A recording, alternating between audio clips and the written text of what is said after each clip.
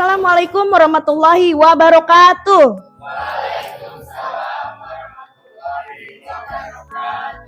Apa kabar anak-anak? Alhamdulillah ya, mudah-mudahan semua dalam keadaan sehat walafiat ya. Kita juga diberikan kemudahan. Oke, sebelum kita memulai pelajaran, alangkah baiknya kita berdoa terlebih dahulu. KM, silakan dipimpin berdoa. Sebelum kita memulai pelajaran, alangkah baiknya dan dalam hati mulai. Amin. Sudah selesai memberi salam. Assalamualaikum warahmatullahi wabarakatuh. Waalaikumsalam warahmatullahi wabarakatuh. Baik anak-anak, sebelumnya Ibu akan absen terlebih dahulu ya. Untuk IPS 3 hari ini yang tidak hadir siapa? Felicia. Kenapa Felicia? Sakit. Ada lagi? Satu orang. Yang duanya? Yang lainnya? Oh, dispen, sedang ada kegiatan di luar ya. Kita doakan untuk Felicia, mudah-mudahan bisa kembali lagi ke sekolah dalam keadaan sehat walafiat ya. Sebelum kita memulai pelajaran, alangkah baiknya kita semangatin diri kita dulu. Ya, kita yel-yel terlebih dahulu ya. Ibu minta semua berdiri. Silakan berdiri. Kalau Ibu bilang tepuk ekonomi, kalian semua tepuk ya. Oke, 1, 2, 3. Tepuk ekonomi.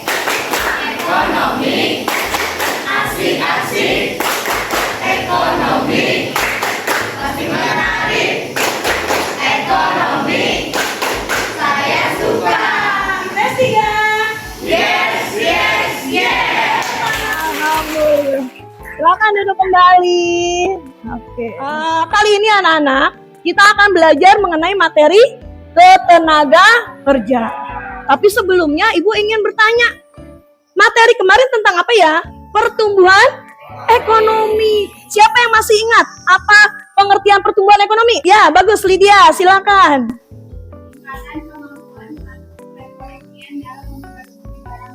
Peningkatan kemampuan pertumbuhan barang dan jasa. Bagus. Tepuk salut.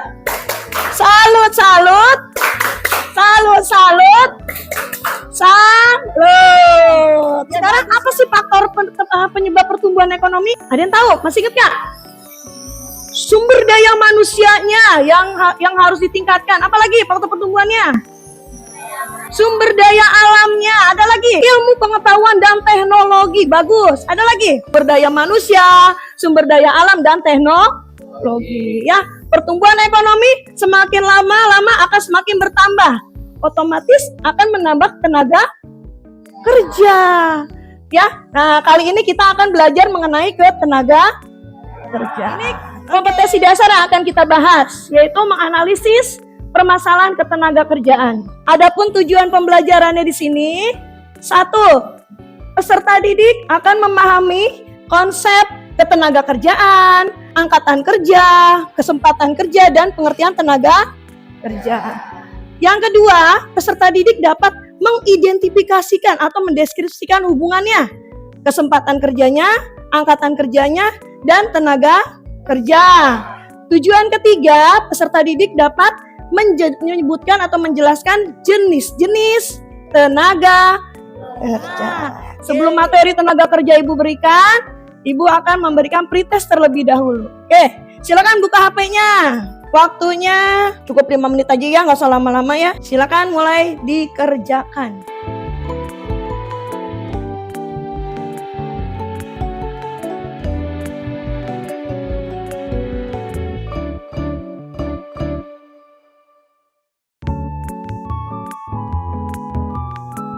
Sudah? Yes.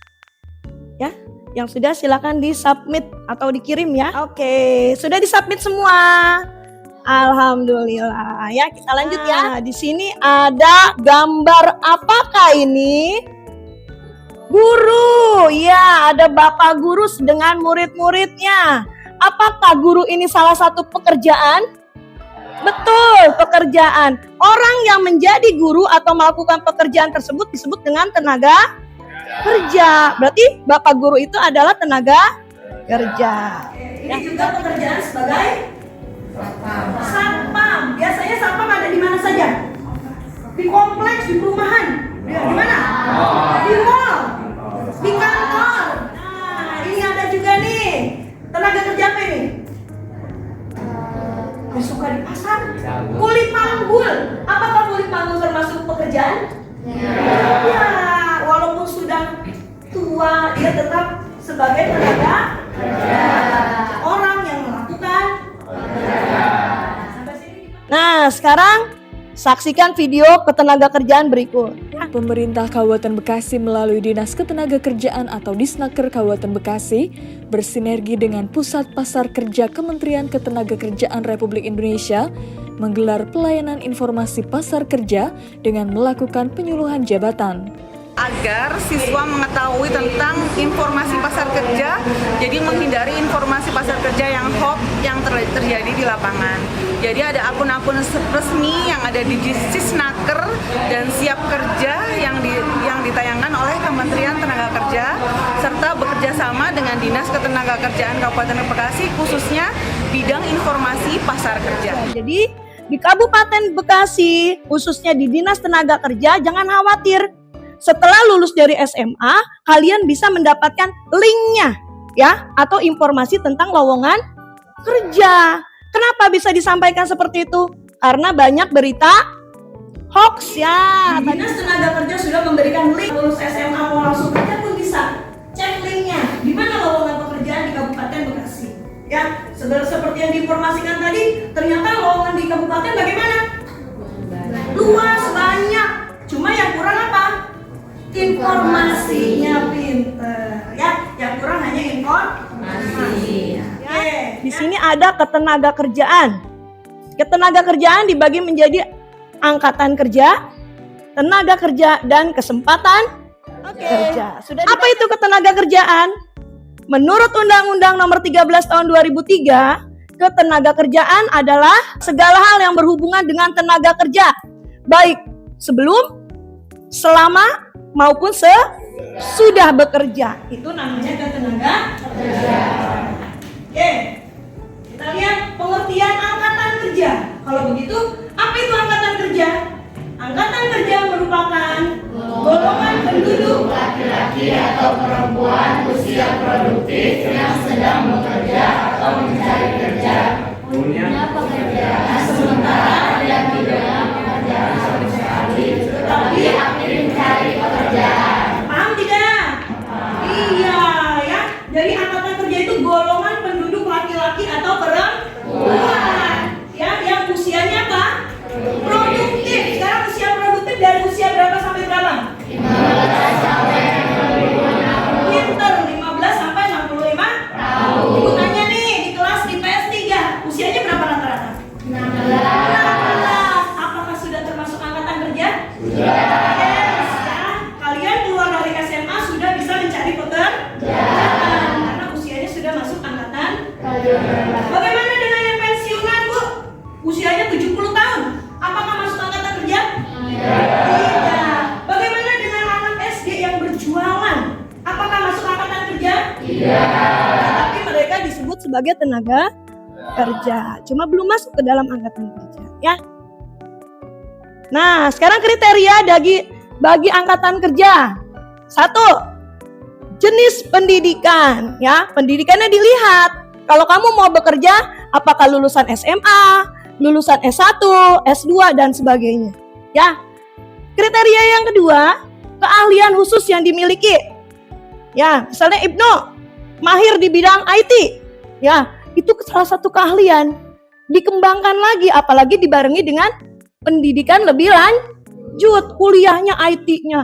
Ya, nanti akan menjadi IT profesional, ya. Yang ketiga, pengalaman kerja. Pengalaman kerja juga dapat mempengaruhi kesempatan kerja yang akan kamu terima. Orang yang pengalaman pasti cari kerjanya lebih gampang, lebih mudah daripada yang belum. Ya. Yang keempat, kesehatan yang prima. Kesehatannya bagaimana yang prima? Enggak sakit-sakitan, enggak boleh pakai narkoba. Tes pekerjaan itu tidak mudah. Ada tes urinnya, tes darahnya, ronsennya, semua dites. Kalau ada salah satu narkoba di dalamnya, apakah kita bisa diterima? Tidak. kepribadian dan nah, itu modal utama kamu. Dimanapun kamu bekerja, dimanapun kamu ditempatkan, sikap yang terakhir apa nih? Kepribadian yang baik dan pegang tuh. Nah, sekarang pengertian tenaga kerja. Tadi kita udah bahas ya. Ada tadi gambar pertama sebagai apa? Guru, dokter, supir, kuli panggul, sapam dan lain-lain. Apakah itu disebut sebagai tenaga kerja? Iya. Kalau begitu apa itu tenaga kerja? Itu orangnya yang melakukan Pasapam orangnya siap sebagai tenaga kerja, perawat orangnya sebagai tenaga kerja. Kesempatan kerja. Apa itu kesempatan kerja? Peluang pekerjaan. Baik yang ada karyawannya maupun yang tidak ada karyawannya. Itu namanya kesempatan kerja. Apakah kita punya kesempatan dalam bekerja?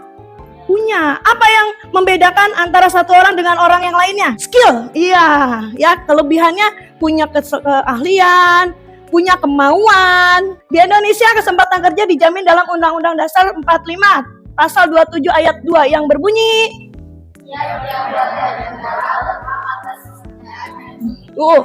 sudah dijamin pemerintah.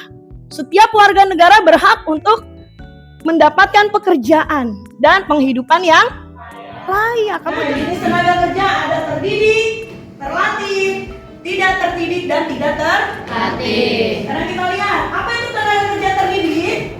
Tenaga kerja terdidik adalah tenaga kerja yang memerlukan pendidikan khusus. Ya, contohnya dokter, hakim, pengacara, guru, akuntan, notaris, insinyur, dosen, ekonomi, polisi, dan banyak ya.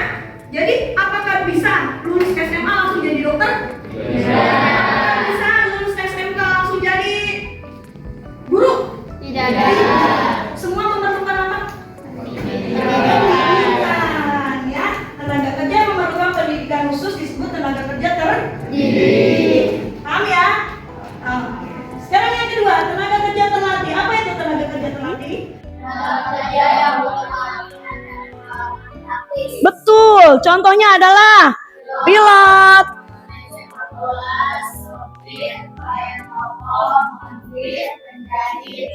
Iya, mereka ya. Jadi tenaga kerja itu memerlukan latihan-latihan khusus, ya. Tidak bisa ibu sebagai guru langsung jadi pilot. Ya, yang ada baru terbang, belum bisa terbang pesawatnya karena memerlukan latihan, ya.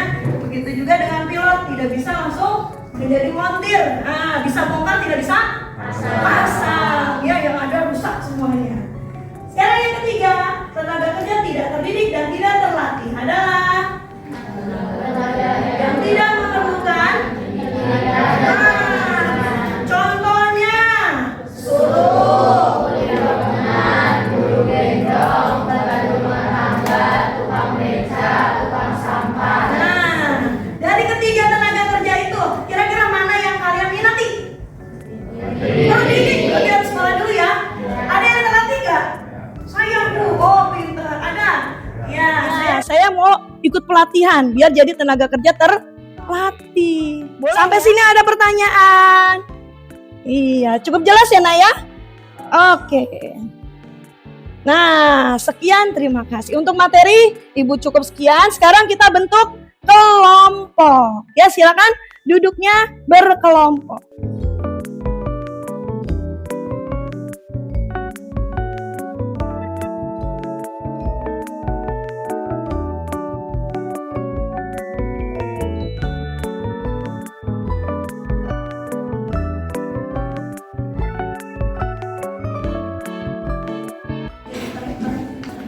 Apa karakteristik tenaga kerja produksi seperti ini? Nama kelompoknya ditulis. Iya, nama kelompoknya ditulis ya.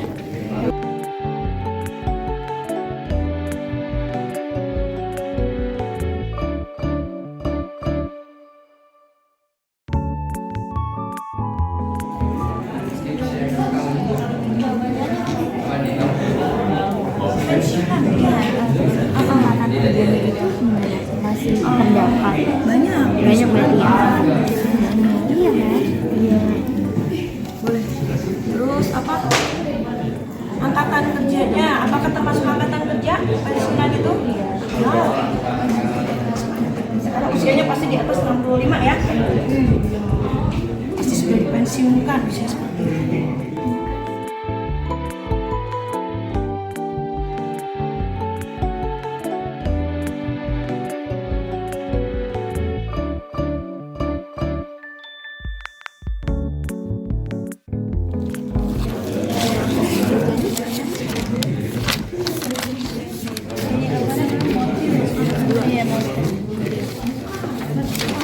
Itu tenaga kerja apa?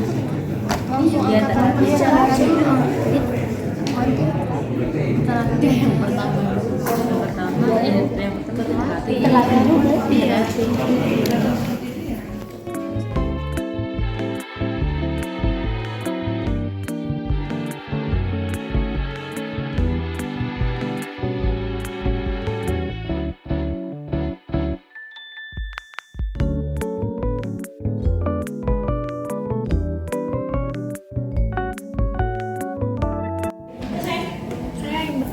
Oke, silakan.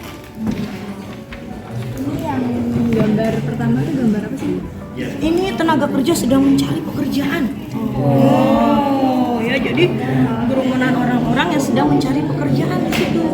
Ya, tidak di apa namanya? Di dinas tenaga kerja bisa, di pusat kerja bisa.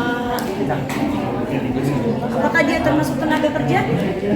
Termasuk kan? Sebelum, selama maupun sesudah bekerja itu termasuk tenaga kerja. Ya. Makasih Bu. Makasih. Sudah. Saya kasih kesempatan ya untuk presentasi. Ya silakan maju ke depan dibacakan hasilnya. Boleh berdua. Nggak usah. Yuk, boleh maju ke depan semua.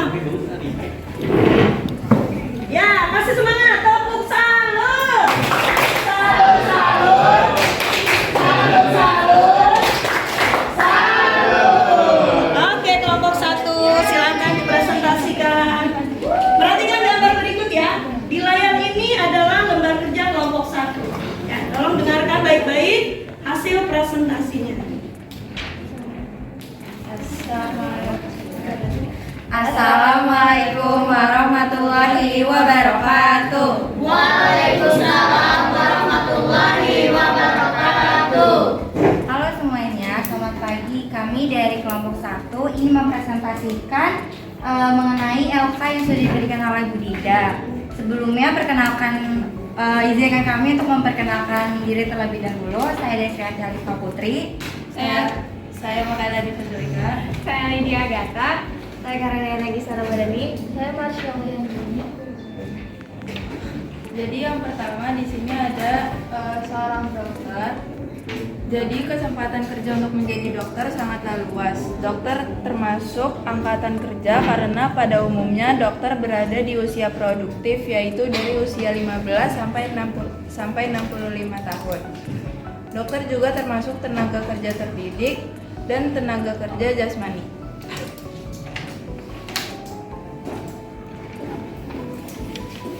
Nah, yang kedua ada gambar guru. Kesempatan kerja untuk menjadi guru sangat luas. Guru termasuk angkatan kerja karena pada umumnya guru berada di usia produktif, yakni 15 sampai 65 tahun. Guru juga termasuk tenaga kerja terdidik dan tenaga kerja jasmani. Oke, jadi kesimpulan dari LK yang sudah kami kerjakan ini, dokter dan guru ini kurang lebih memiliki kesempatan yang luas. Lalu dokter dan guru juga termasuk ke dalam tenaga kerja yang terdidik. Jadi mereka harus menempuh pendidikan yang lebih lanjut lagi. Maka dari itu dokter dan guru ini pasti berada di usia yang produktif dari usia 15 sampai 65 tahun. Serta dokter dan guru juga termasuk ke dalam tenaga kerja jasmani yang lebih mengandalkan fisik dalam proses produksinya. Sekian dari kelompok kami yang dapat kami sampaikan. Mungkin sebelumnya ada yang ingin bertanya. Oke, tepuk tangan sebelumnya.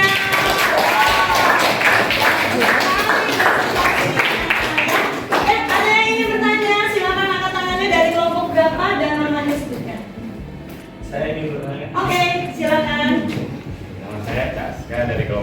pula.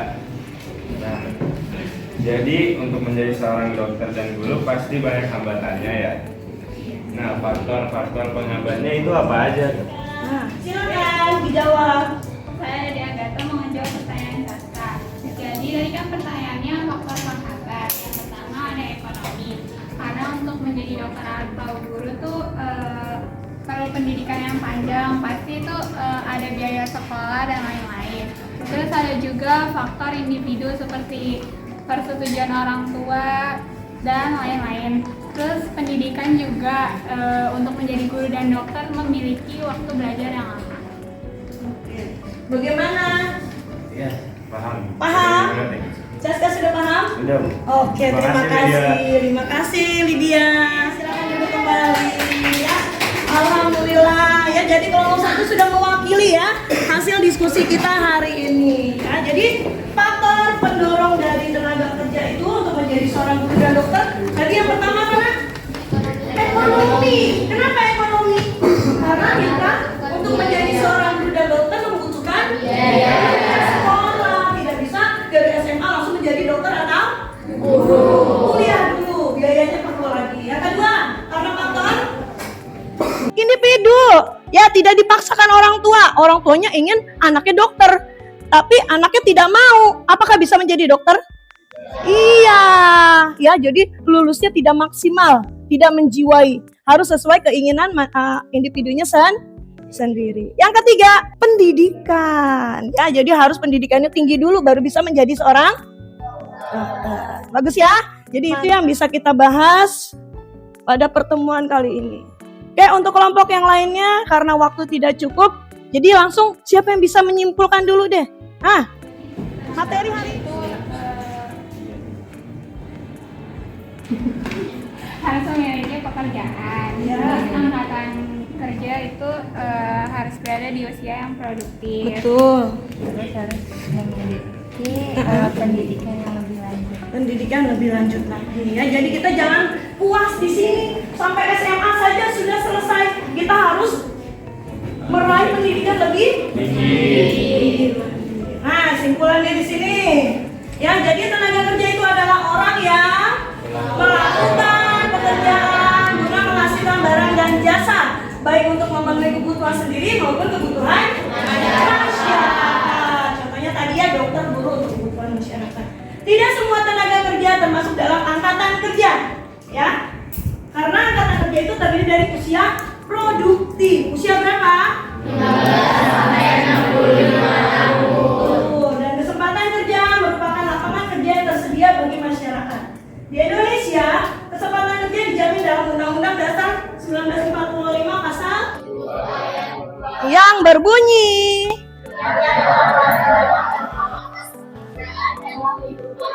betul, udah dijamin sama pemerintah, jangan khawatir ya, kalian bisa mendapatkan pekerjaan yang layak dan penghidupan yang layak. Oke, materinya selesai. Sekarang kita lanjutkan ke post test. Silakan, waktunya 5 menit lagi untuk melaksanakan post test.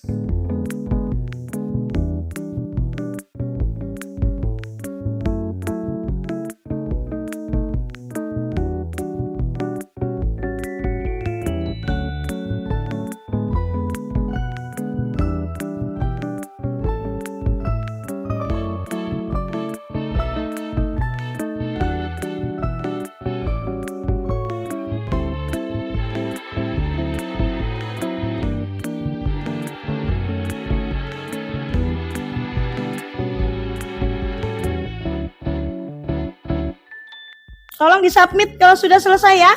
Sekarang kita saatnya refleksi. Nah, Ibu minta kalian merefleksikan kegiatan. Nah, kegiatan yang telah kita lakukan hari ini. Bagaimana perasaan kalian selama mengikuti pembelajaran ekonomi? Ya, silakan. Ditulis satu orang satu ya, nanti ditempel di kolom refleksi. Karton warna merah. Silakan ditulis. Nggak usah pakai nama. Ya. Perasaan kalian selama mengikuti pembelajaran ini seperti apa? Ya.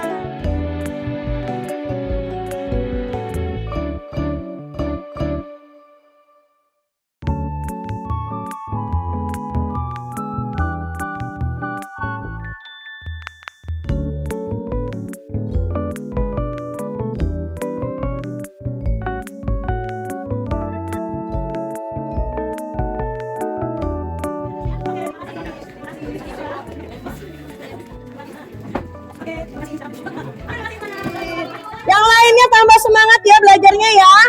Oke, sebelum kita akhiri, ya pembelajaran hari ini, ya, Ibu ingin mengingatkan kalian, pertemuan berikutnya kita akan belajar mengenai pengangguran.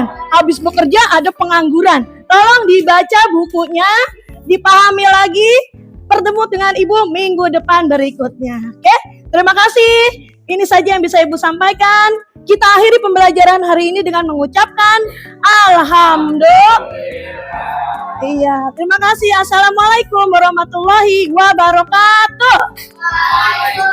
Nah, iya, terima kasih semuanya. Ya, terima kasih ya.